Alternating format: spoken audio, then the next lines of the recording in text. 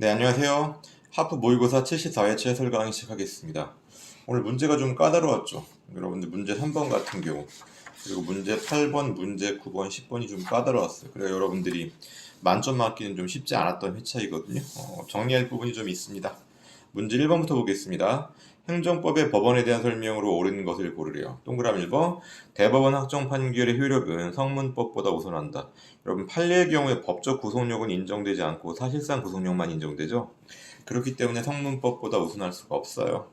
동그라미 2번. 중앙선거관리위원회의 규칙은 행정법의 법원이 아니다. 여러분, 중앙선거관리위원회의 규칙도 헌법에 규정된 법규 명령입니다. 법규 명령이니까 행정법의 법원이죠. 행정규칙에 대해서는 법원성을 인정하는지 논의가 있지만 법규 명령은 당연히 법원성이 인정되는 거죠. 법원성이 뭐예요?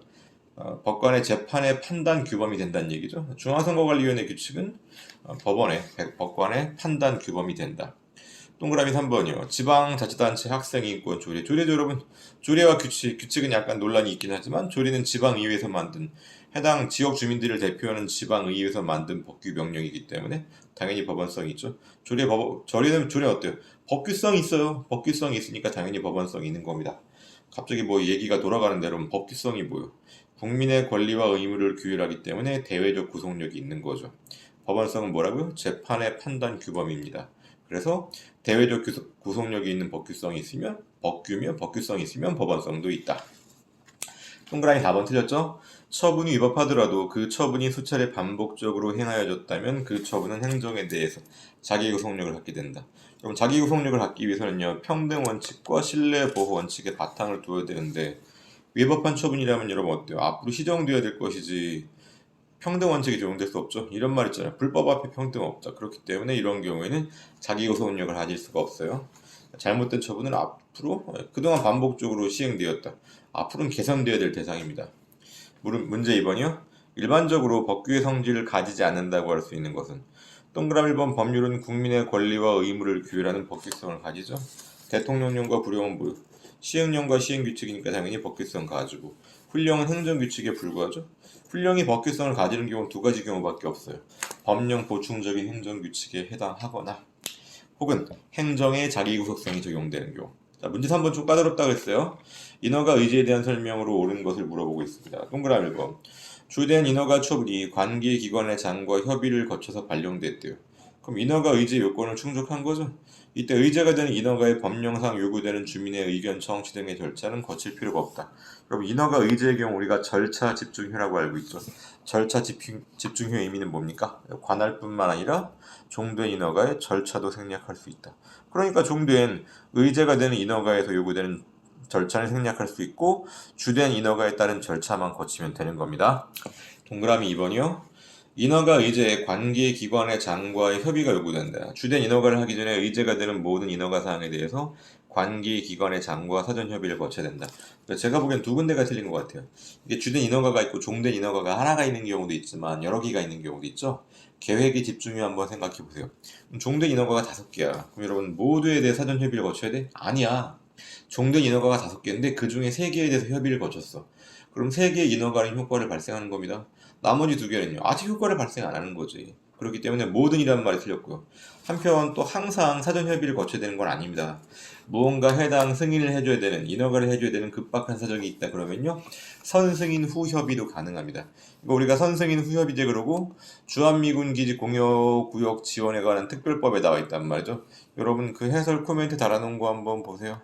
보시게 되면은 제가 적어놓은 거 보게 되면요. 동그라미 2번에서 선승인 후 협의제가 적용되는 경우라면 주된 인허가를 한 후에 협의를 거칠 수 있다. 즉 사후 협의도 가능하다는 얘기죠. 해당 사건을, 그러니까 해당 사업을 빨리 진행해야 될 긴급한 필요가 있다면. 그러니까 주한미군 기지 공여구역 어디입니까? 평택이죠. 평택에다가 그동안 대한민국에 산지되어 있던 여러 개의 주한미군 기지를 싹 다 모아가지고 평택에다가 그 주한미군 기지를 크게 만들었죠. 캠프 데이비드인가 그럴 거야 아마.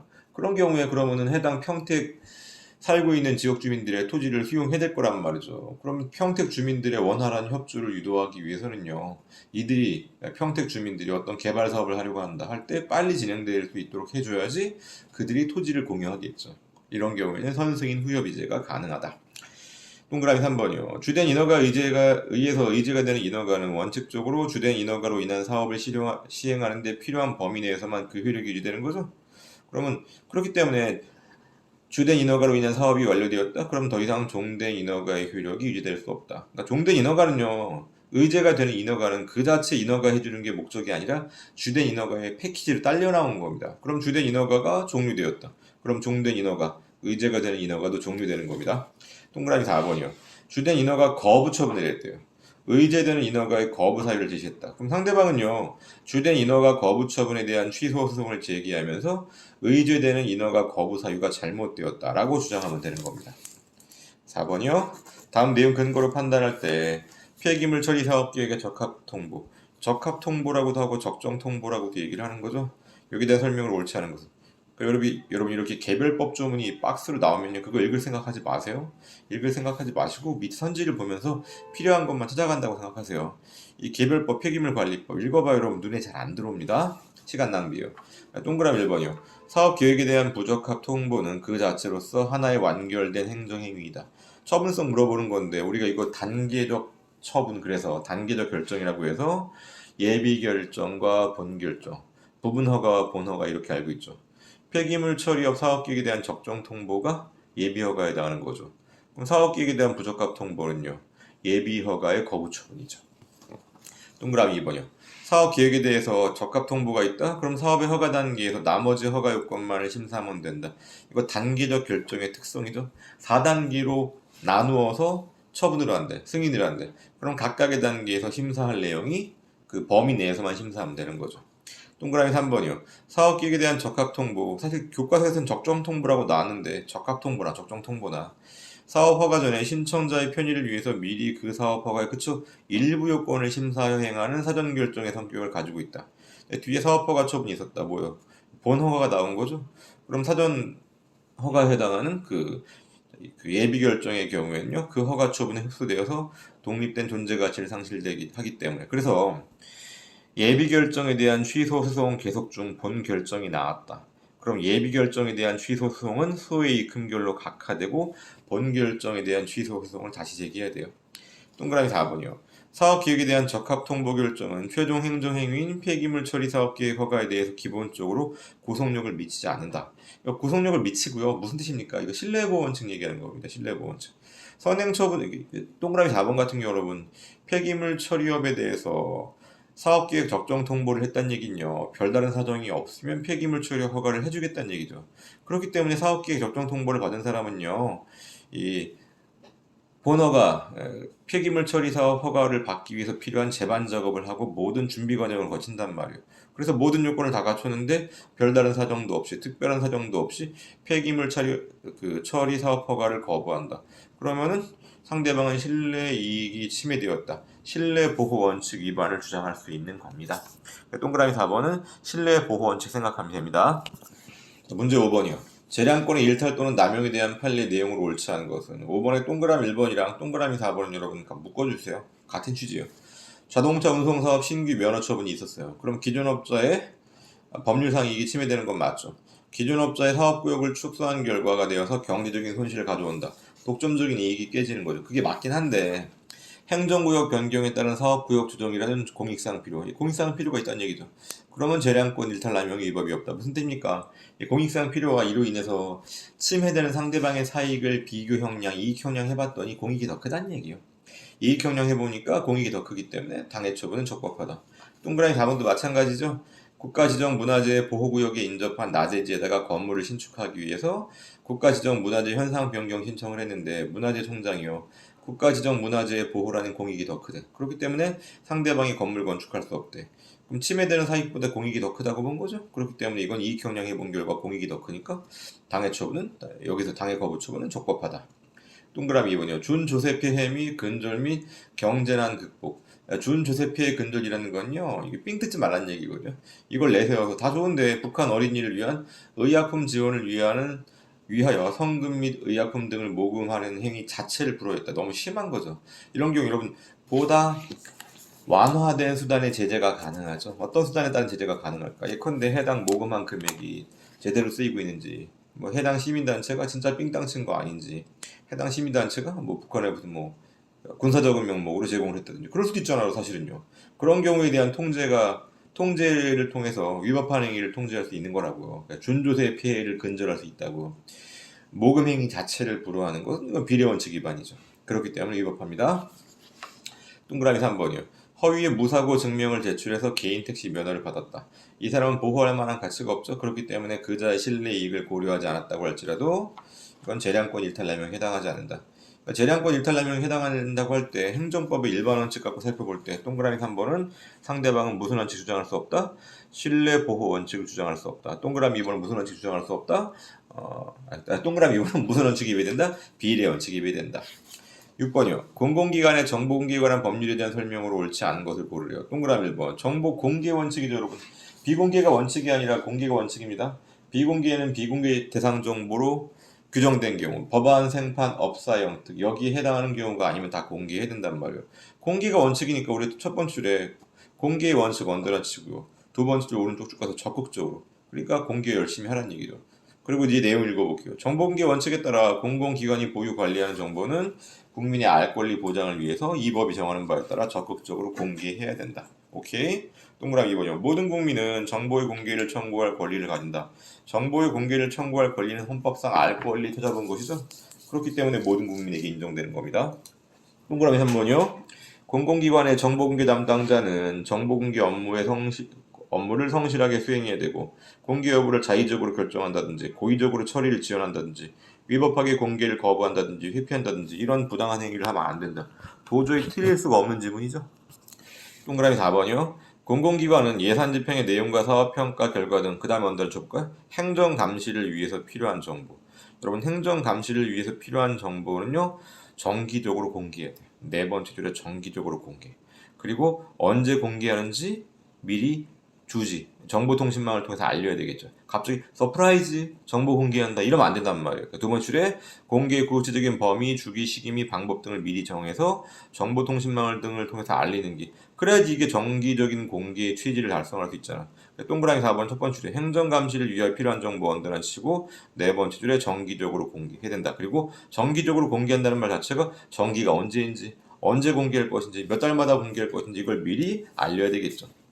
7번이요. 행정상 강제에 대한 설명으로 가장 적절하지 않은 것은 동그라미 1번이요. 대집행 권한을 위탁받아서 공무인 대집행을 실시하기 위해 지출한 비용은 행정대집행법 절차에 따라 국세징수법에 의해서 징수할 수 있다. 행정대집행법 절차가 뭡니까? 개영실비죠. 맨 마지막 비가 비용징수죠. 그리고 비용징수하는 방법이 뭡니까? 국세징수법에 의해 따라 뭡니까? 도감매청이죠. 개영실비가 도감매청으로 넘어가는 겁니다. 동그라미 2번이요. 건축법상의 이행강제금은 간접강제 일종으로 간접강제라는 게 뭐예요? 직접적인 강제수단이 아니란 얘기죠. 대집행, 철거집행, 그 다음 직접강제 이건 다 직접적으로 강제력을 행사하는 건데 이행강제금은 뭡니까? 불법 건축물 자진 철거해 안 하면 돈 내라 이런 방법으로 돌려서 강제하는 거니까 간접강제죠. 또 간접강제라는 말도 쓰고 또 어떤 말도 써요? 심리적인 강제라는 말도 쓰죠. 그 이행강제금 납부 의무는 상속인 기타 사람에게 승계될 수 없는 일신전속적인 성질입니다. 왜? 이행강제금은 의무 이행의 강제이기 때문에 의무 불이행자를 대상으로 하는 거예요. 그러니까 일신전속적입니다. 따라서 다른 사람에게 상속될 수 없어요. 동그라미 3번. 이행강제금 제도의 목적을 얘기하고 있네요. 건축법이나 건축법에 따른 명령, 철거 명령 생각해 보자고요. 그 처분을 위반한 건축물의 방치를 막고자 불법 건축물의 방치를 막아야 되겠죠. 행정청이 시정조치를 정했다. 시정조치라고 써도 좋고 시정명령이라고 써도 좋고 우리가 알고 있는 건 철거 명령이죠. 그럼에도 불구하고 건축주 등이 이를 이행하지 않는다. 행정명령의 실효성을 확보하기 위해서 시정명령 이행 시까지 지속적으로 반복적으로 부과할 수 있는 거죠. 그래서 불법 건축물의 양산을 막아서 건축물의 안전과 기능 미관을 높여서 공공복리 증진을 도모하는 데 입법 취지가 있다. 읽어보면 다 맞는 말이죠. 뭐. 동그라미 4번. 읽어보다 보면요. 이게 선지 4개 중에 하나는요. 그냥 공자님 말씀 혹은 언어 영역으로 여러분들이 언어 영역에서 비문학 독해 이거로 풀 수 있는 수준의 문제도 꽤 많아요. 동그라미 4번. 행정법은 건축법상 위법 건축물에 대한 이행강제 수단으로 대집행과 이행강제금을 선택적으로 활용할 수 있죠. 재량에 의해서 이들을 선택적으로 활용한다. 중첩적인 제재가 아니죠. 보통 어떻게 합니까? 먼저 불법 건축물 봤어. 위법 건축물. 시정 명령 내리는 거죠. 안 해? 그럼 어때요? 이행강제금 1차, 2차, 3차, 4차, 5차. 그래도 안 해? 그럼 이제 대집행 실행하는 거죠. 그리고 나서 대집행 실행 비용 상대방한테 부과하는 거죠. 안 내? 그럼 어떻게 됩니까? 그동안 이행강제금 부과했던 거 싹 다 합치고 그 다음에 대집행에 소요된 비용까지 싹 다 합쳐가지고 다 강제 징수하는 것도 가능합니다. 또 강제 징수 도감 매청으로 넘어갈 수 있는 거죠. 상대방 한마디로 여러분 공권력을 우습게 보다가 지읒되는 겁니다. 자, 8번이요. 공익사업을 위한 토지의 취득 및 보상에 관한 법률상 잔여지 보상에 대한 설명으로 옳은 것은 8번이 좀 까다로웠다. 그쵸? 동그라미 1번. 보상되어야 될 손실. 잔여지의 손실이 여러분 재산상 손해 모두 보상해줘야 돼요. 그래서 수용 재결 당시 현실적인 이용 상황에 변경 외 장래 이용 가능성, 거래 용이성 등에 의한 사용 가치 및 교환 가치상의 하락 등도 포함된다. 일체 재산적 가치를 모두 보상해주라. 이 말 정도로 이해를 하시면 됩니다. 일체 재산적 가치. 제가 커멘트도 그렇게 잘 알았어요. 왜냐면은 손실보상이 재산상 손실을 대상으로 하잖아요. 그렇기 때문에 일체 재산상 손해. 그리고 헌법재판소 판례가 뭐라고 그리고 대법원이 뭐라고 얘기하고 있어요. 상당 보상입니까? 아니면은 완전 보상입니까? 완전 보상이죠. 그래서 동그라미 1번 코멘트 달아놓은 거 보니까 잔여지의 재산가치 일체를 반영해야 된다. 동그라미 1번 선제 같은 경우는요 너무 꼼꼼히 읽으면 좀 긴가민가한 게 있거든요. 8번에 동그라미 1번으로 비교할 건 뭡니까? 일시적인 재산가치는 보상의 대상이 아닙니다. 그리고 문화적인 학술적인 가치도 보상의 대상이 아니에요. 그거 이외의 재산가치는 모두 보상의 대상이다. 동그라미 2번이요. 토지 일부가 취득됨으로써 잔여지의 가격이 감소했다.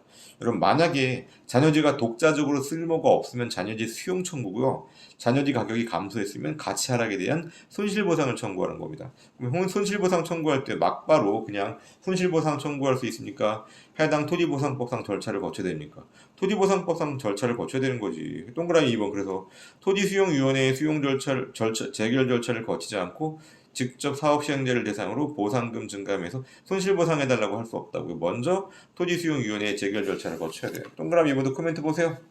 보시게 되면 잔여지 가격 감소 등으로 인한 손실보상 청구권은 토지보상법에 따른 규정한 절차를 거친 다음에 해야 된다는 거. 그래서 직접 손실보상을 청구하는 건 허용되지 않아요. 그 다음에 동그라미 3번이요. 사업 인정 후 잔여지 수용 청구. 잔여지 수용 청구는요, 내 땅 모두 가져가라는 얘기죠. 누구한테 하는 겁니까? 잔여지 수용 청구는 영어 속어로 할게요. from 토지 소유주 to 관할 토지 수용 위원회예요. 그러니까 사업 시행자에게도 할 수 있다 그랬으니까 틀렸죠. 사업 시행자에게 하는 건 뭡니까? 잔여지 매수 청구죠. 네 번째 보면 잔여지 매수 청구 의사 표시. 이건 뭡니까? from 토지 소유주 to 사업 시행자. 과정이 어떻게 되는 겁니까? 해당 사업 시행자한테 먼저 잔여지에 대한 매수를 청구하고 매수 청구했음에도 불구하고 해당 사업 시행자가 매수를 안 한다. 그러면은 그 다음 단계로 해당 토지수용위원회에다가 잔여지 수용 청구로 가는 겁니다. 그렇기 때문에 서로 별개의 절차예요. 그렇다면 동그라미 3번, 세 번째 줄에서 사업 시행자에게 한 매수의 의사표시, 잔여지 매수의 의사표시를 토지수용위원회에 한 잔여지 수용 청구로 볼 수 없죠. 의사표시의 상대방이 다릅니다. 그 다음에 동그라미 4번이요. 잔여지에 대한 수용 청구는 해당 사업 완료일까지 해야 됩니다. 해당 사업이 다 끝나고 나면 해당 사업 시행자 입장에서도 더 이상 잔여지가 필요하지 않죠. 잔여지를 가지고 무언가 사업에 쓰려고 해도 이미 사업이 완료됐다. 그러면은 수용 청구하는 게 실익이 없고 목적도 없는 거죠. 자, 그 다음에 9번 보겠습니다. 행정소송에 대한 설명으로 옳지 않은 것을 고르고 있어요. 동그라미 1번. 행정청 위법한 처분 등으로 인한 국민의 권리 또는 이익의 침해를 구제하고 주관적인 권리 보호죠. 공법상 법률관계 또는 법률 적용에 관한 다툼을 적정하게 해결한다. 이거를 목적으로 한다. 동그라미 1번 앞부분 위법한 처분 등으로 인한 국민의 권리 또는 이익의 침해를 구조하고 슬래시 해볼까? 이 부분은 항고소송에 대한 설명이라고 보죠. 그 다음에 공법상 권리관계 또는 법률관계에 대한 다툼을 적정하게 해결한다.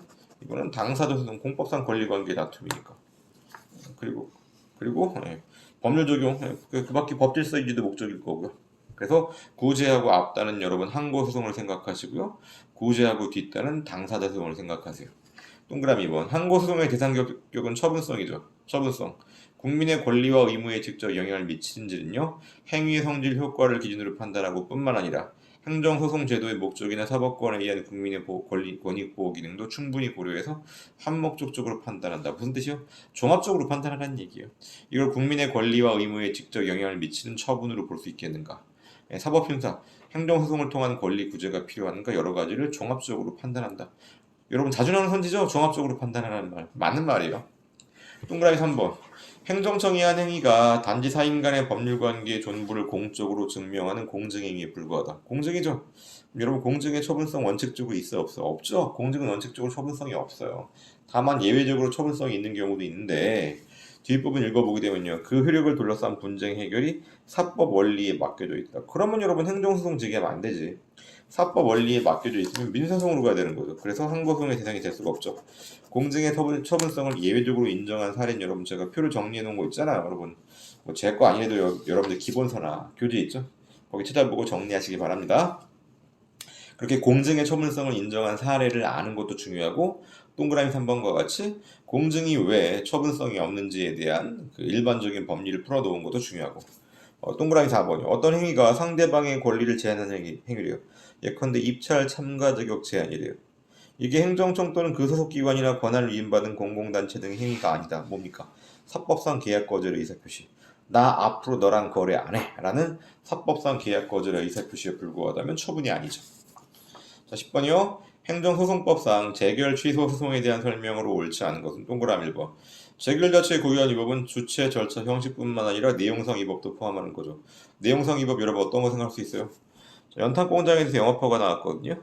네, 그런데 인근 주민이 연탄공장에 대한 영업허가 처분에 대한 취소 심판을 청구해서 인용 재결을 받았단 말이에요. 그럼 누가 열받아요? 해당 연탄공장 주인이 열받죠? 열받아서 해당 인용 재결을 대상으로 해당 인용 재결이 잘못되었다. 그게 바로 내용상 위법을 주장하는 거죠. 동그라미 2번이요. 인용 재결의 당부를 그 심판 대상으로 하고 있는 인용 재결 취소를 구하는 당해 소송에서 재결청, 이 재결청이라는 건 행정심판위원회죠. 행정심판위원회가 심판청구인의 심판청구 원인 사유를 배척한 부분, 판단 부분이 정당한가도 심리 판단해야 된다. 뭐 복잡하게 보지 마시고요.